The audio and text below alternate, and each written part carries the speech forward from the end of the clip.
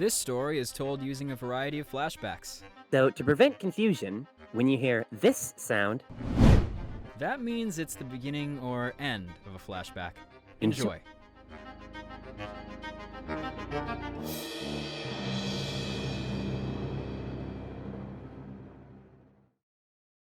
Chapter 5. Jax. Azure? I hear someone say, as I struggle to assume consciousness. I don't recognize the voice. As a matter of fact, I don't recognize anything. Azure! They call out, and I feel them shake my shoulder at the same time. When I finally open my eyes, the light blinds me, and it takes me a moment to be able to register my surroundings. Blocking the sunlight, just slightly, is a woman, and I study her white hair and red eyes. I know that she looks different from how people should look. People should have short ears, not long, pointy ones like hers. Normal people aren't as tall as her. She seems to tower above me so unnaturally, but I can't pinpoint a single person I remember to look the way I feel is supposedly natural. I can't pinpoint a single person I know at all. I don't even seem to know who I am. The woman looks away from me and talks to someone who must be standing behind us, but I can't understand a word she's saying. She's speaking in a language I don't recognize. As she talks to the person behind us, I look past her at the sky. It's yellow. Why do I feel like it should be purple? Where are the moons? Azure? The woman exclaims again as she taps on my shoulder. I don't know what that word means, though. I don't understand, I hear myself mumble. She looks at me with an expression of bewilderment, as if she is in disbelief about how I spoke. I feel tears welling up in my eyes. I'm so confused. This isn't where I'm supposed to be, but I can't figure out where I came from. The woman continues speaking to me, but I just can't make any sense of what she's saying. I don't get it! I'm sorry! I shout as I cover my ears and turn to my side. I notice that I'm laying in a bed of sand, but the sand isn't even the color I would expect sand to be. It's blue. Sand is supposed to be yellow. What's going on? Why is everything so different from how it should be? How do I know what it's supposed to look like anyway? I can't even remember where I came from. I try to calm myself down and think about what I can remember. There isn't much. The only thing I remember is my name, my first name. It's Jax. I dart down the alleyway in pursuit of the thief Caarbjon and I have been hired to track down and detain. The chase seems like it's going to go on forever, until he suddenly reaches a dead end where there's a fence cutting off the rest of the alley. I watch him stare at it for a second, desperately attempting to figure out a solution, before he decides to climb it. He throws the bag with the stolen power cells in it over the fence and jumps up, gripping the top of it and pulling himself up. However, what he doesn't realize is this was a part of the plan. When the thief looks up, he's met with Caarbjon, who floats there holding the bag of power cells in his hand, tauntingly. I stop running and smile as I watch the thief take on an expression of surprise and confusion. Caarbjon must find his bewilderment entertaining because he bursts out laughing. What, did you forget about me? He jokes. I stroll up and grip the back of the collar of the thief's shirt as he stares speechlessly at my partner. Then I yank him off the fence and he falls hard onto the concrete. I stare down at him as he tries to recover from the wind being knocked out of him. Well, at least you can say that you tried, I add on as I wait for the authorities to catch up. When they do, we let them take the thief into custody and they pay us for our help in taking him down. As Caarbjon and I head back to the pub to meet up with Arielle and Toobhi, he rants to me about our payment. Oh, those guards are so cheap. Only gave us like 15 quarts. He rambles. I chuckle, lightly letting him go off. Caarbjon is a hothead, but he's one of my longtime companions, and I wouldn't change a thing about him. I remember when I met Caarbjon. He was alone, and Arielle, Toobhi, and I had stumbled across his village on our journeys. The entire village had been burned down, and Caarbjon was the only survivor. Wolves were the ones who did it, and we were surprised because wolves aren't usually hostile towards sprites like Caarbjon. Most of their feuds are waged against Phalans, like Arielle and I. I've realized that there's never much of a good reason the wolves have to attack other races anyway. They crave destruction and power, and will do anything to obtain it. Caarbjon and I order food and drinks while we wait for our friends to catch up with us. As we wait, I look around and people watch. We're in a primarily Valent settlement, but most Valent settlements hold a lot of diversity. Valents are known for being the more tolerant race, despite their prejudice against kitsunes. Although we spend a lot of time in diverse settlements, I've never come across a person who looks like I did when I was younger. It makes me wonder where I came from, and if I'll ever be able to retrieve my memories from my childhood. I feel like the key to my past is where I came from, but I don't know where that is. I just hope someday I'll find out. The door to the pub suddenly swings inward, and Toobhi and Arielle waltz in hand as they walk up to our table and sit down. Toobhi sighs as he sits down and folds his arms on the table, burying his head in them. I watch as his ears twitch and Arielle runs her hands through his hair and scratches them before she leans in and kisses him on the top of the head. You guys sound like you had a wonderful mission. Caarbjon comments sarcastically. Toobhi grumbles something affirming in reply, but his words are inaudible through his folded arms. Some lady would not shut up about her tiger sphinx. Arielle explains, laughing exasperatedly. Toobhi lifts his head slightly enough so we can understand what he's about to say. And worst of all, she thought I could speak his language because I'm a kitsune. He groans. I laugh in response to what he said, and Caarbjon shakes his head. What an idiot! Does she think you crawl on all fours and bark too? He jabs. We all laugh at what he said, and the Valent who was tending our table walks up and interrupts our conversation. I notice the nervous look on his face as he stares at Toobhi. Hey, I'm sorry, but... He stammers. I watch Caarbjon's face transform into frustration as he presumably infers what the man is about to say. We don't allow free kitsunes in here? He explains. Arielle jumps to her feet immediately and grabs one of Toobhi's hands, dragging him to a standing position. No problem. She replies, and I can tell that she's had this happen so many times being engaged to him that it doesn't faze her at all anymore. Let's go, Tobe. She turns to walk out, but her actions are interrupted by Caarbjon, who makes a backhanded comment. Damn, didn't realize we were in a wolf settlement. He snaps. In the space of only, 30 seconds, we're all kicked out and told to never come back again.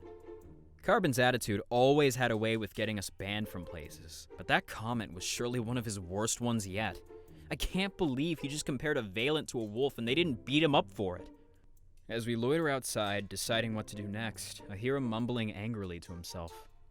They need to get over themselves. Honestly, it's been years since the Kitsune Freedom Pact. He growls. Don't worry about it. No place that discriminates against Toobhi is worth our time. Arielle beams, leaning over and kissing her partner on the cheek. His face buzzes in a blush tone and he grins cheekily. As I stand there, looking at them, I can't help thinking about what led us to mercenary work in the first place. As I'm packing up the rest of my belongings, I hear footsteps behind me. It's Lady Moorha. I turn around sharply to face her. I may be leaving her tribe, but she still saved me, and for that, she will always have my respect.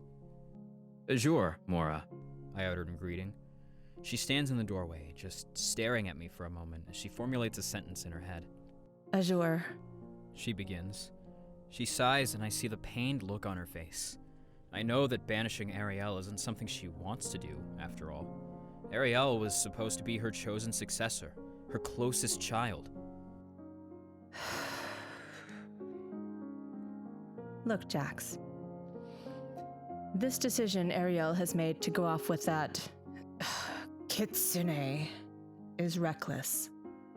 I hear the disgust in her tone as she refers to Toobhi. Maybe, I muse, but Arielle is strong. I know she can hold her own, I tell her. Potentially, it's out of place for me to comment, but I believe what I say to be true. Arielle doesn't need the protection of the tribe to guide her. Her heart has always done that well enough. Do one last thing for me, child. I nod. Anything, Jacona, I reply. Look after her. She may be strong, but she is too idealistic. And that could get her in trouble one day. Moorha lectures. She turns to leave, but I speak out. May I ask you something, Moorha? She turns back to me. What is it? Why do you have to banish her? I ask. The queen seems to pause for a moment, as she thinks before she says one last thing before turning once again and leaving. Because she has chosen to commit herself to a person of a different caste.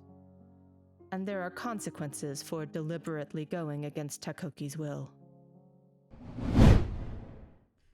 We're traveling across a long stretch of plains as Caarbjon stops flying and decides to sit on my shoulders and let me do all the exercise. I don't mind all that much, since he's not very heavy. Sprites are only usually about 2 or 3 feet in height, and Caarbjon himself is on the shorter end of the spectrum. So, what are we after again? He asks as he places his hands on my hair, fidgeting with it inattentively. A clan of rogue Valens broke into Sheridian's infirmary and stole a whole crate of their power cells. Arielle explains. Great. So another city job? We must not be hurting on money. Caarbjon grumbles. Come on, Carb. You know Sheridan's different. They're a much bigger settlement. I debate. Caarbjon sighs. Okay, but if they give us less than 20 quartz, I'm going to burn down that infirmary. He retorts in a hyperbolic tone. I roll my eyes and sneak a glance over at Arielle, who isn't even really paying attention as she waves her and Toby's interlocked hands around happily. We walk for a while until we finally make it to the entrance of the cave that the rogue Valens have made their home. I get a bad feeling as we look around, not noticing any guards outside. It's strange to me that they don't have any lookouts, but that must mean that all of them are inside the cave. Momentarily, I wonder that we might be approaching an ambush. Am I the only one that thinks it's slightly weird that they don't have any lookouts? Caarbjon comments, as if he took the words right out of my mouth. Maybe they're all inside? Arielle suggests. I look into the dark entrance of the cave as I ponder what to do. We have a job to do, but we might be walking right into a trap. Let me go first. I can smell them out if they're waiting for us. Toby says as he walks forward. Arielle grabs his hand before he can stray too far. Be careful. She advises him, a concerned look on her face. He nods and lets go of her hand, walking forward. After a moment of letting him get ahead, Arielle and I share a look before hesitantly following him in.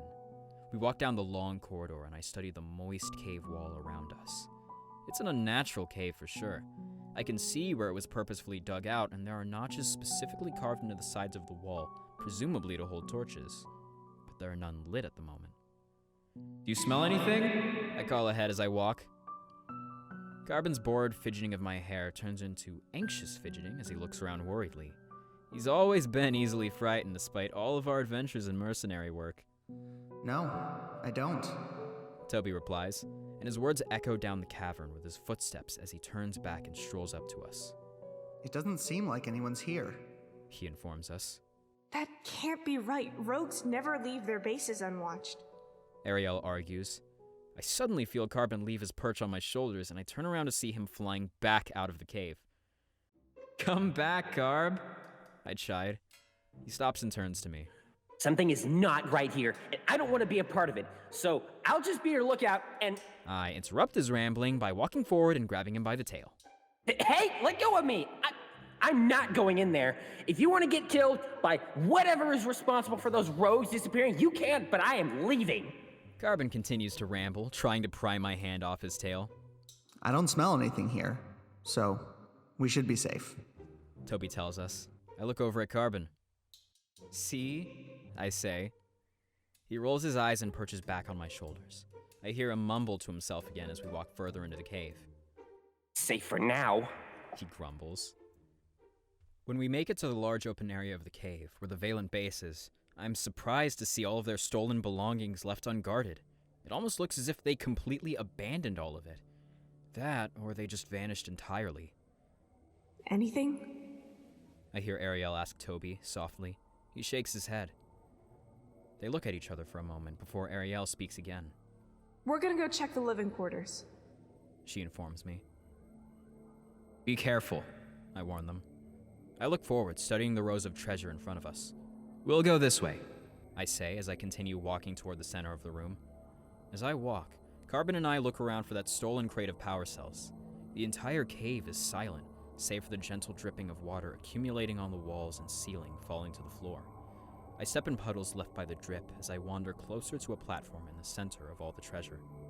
In the ray of light left by a skylight in the ceiling of the cave, I notice a small object sitting atop a pedestal. The object is a metal cube of sorts, and I've never seen anything with a design quite like it. A weird feeling overtakes me, and Suddenly, I find myself feeling drawn to it. Something about it gives me a strange deja vu. Dax, you should go back. I don't like the look of this thing. Caarbjon says as I approach the device. I feel like I'm not entirely processing his words, however. My whole being seems to be fixating on this cubed device, and as I reach out for it, I start to hear a peculiar buzzing sound in my ear that transforms into what sounds like several voices overlapping each other. Dax, you shouldn't touch that thing. Caarbjon warns, but I don't listen.